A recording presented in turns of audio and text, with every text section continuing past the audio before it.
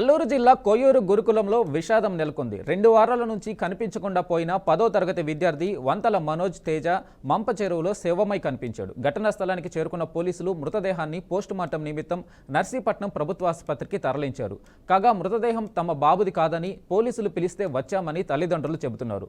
విద్యార్థులు గంజాయి, మద్యం సేవిస్తున్నారని, విద్యార్థులపై స్కూల్ వార్డెన్, ప్రిన్సిపల్ పర్యవేక్షణ లేదని తల్లిదండ్రులు ఆవేదన వ్యక్తం చేస్తున్నారు.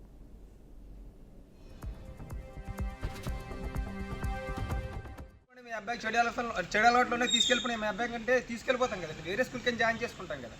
మాకు ప్రిన్సిపల్ మాట ఇచ్చారండి, మీకు 2 నెలలే కదా ఎగ్జామ్స్ ఉన్నాయి, నేను తీసుకెళ్ళిపోతాం స్వామి అన్నాను. నేను మాల్లో ఉన్నానండి. ఇప్పుడు తీసుకెళ్ళిపోతాం స్వామి అంటే, లేదు స్వామి 2 నెలలే కదా, నా కన్న కొడుకులా చూసుకుంటాను, అది బాధ్యత అంటే. మరి మా స్వామికి వ్యసనాలు ఉన్నాయంటున్నారు కదా స్వామి, ఒక కన్నేసి ఉంచండి స్వామి అని ప్రిన్సిపల్ స్వామికి పక్కన ఇంకో స్టూడెంట్ ఉన్నాడు, ఆ స్టూడెంట్కి మరీ చూసుకోవట్లేదు.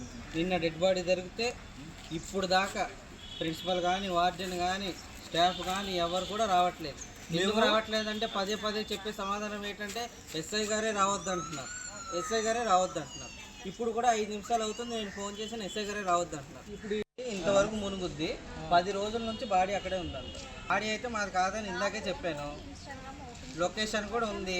పాస్వర్డ్ మార్చుకున్నాడు, ఫేస్బుక్ పాస్వర్డ్ అబ్బాయి 21వ తారీఖు 2024 ఈ నెలలో మార్చుకున్నాడు.